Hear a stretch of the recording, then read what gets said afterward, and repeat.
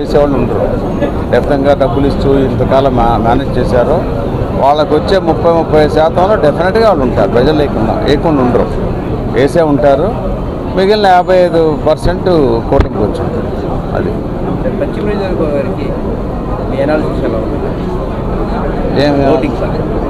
Voting 68-69% అంటున్నారు. 66.8 మన postal ballot ఉంది కదా, పోస్టల్ బ్యాలెట్ చూస్తే 68%. లాస్ట్ టైం 63 ఉంది కదా, 63.7. ఒక 3-4% పెరిగింది. నేను ఎఫర్ట్ పెట్టింది దాన్ని పెంచడానికి, కానీ ఆ విషయంలో నేను పర్సనల్గా 75 అవుద్ది అనుకున్నాను. 7% తక్కువ వచ్చింది. కానీ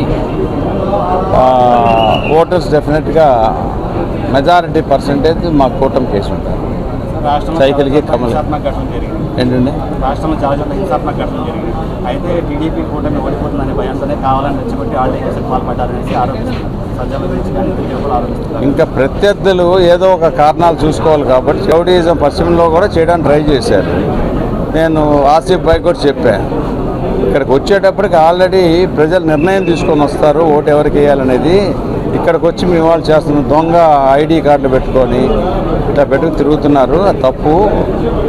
అట్లాగే ఒక పోలింగ్ ఆఫీసరు సైకిల్ కోటేయమని, సైకిల్ కదా వాళ్ళది ఏంటిది, ఫ్యాన్ కోటేయమని చెబితే ఓటర్ వచ్చి చెప్పాడు ఇట్లా చెబుతున్నారు. వెళ్ళి చూసాం, ఆఫీసర్కి చెప్పా, నీ జీవితం పాడైపోతాయా నేను తీసుకెళ్ళి కోర్టులో పెడితే ఆసిఫ్ భాయ్ని కూడా పిలిచి ఇలాంటి పనులు చేయకూడదు, ఇక్కడ న్యాయపరంగా జరిగేటప్పుడు ఎవరి పని వాళ్ళు చేసుకుపోవాలి, అంతేగాని దుర్భాషలాడుకోవడం ఇలాంటి పనులు చేయకూడదని చెప్పి అతన్ని క్షమించేసి కంప్లైంట్ ఇవ్వకుండా వదిలేసాం. ప్రిసైడింగ్ ఆఫీసర్ కూడా పెన్షన్ ఇవ్వడే కదా తప్పులు చేసేది.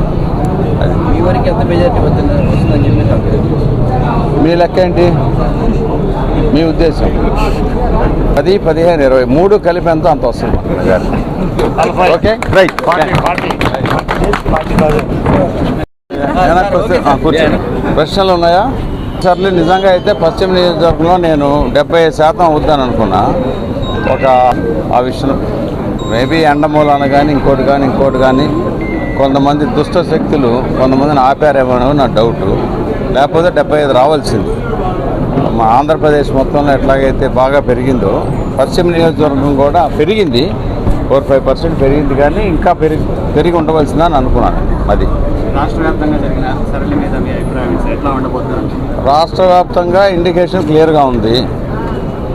130, 160, 130 నుంచి 160 దాకా కూటమికి వస్తుందని.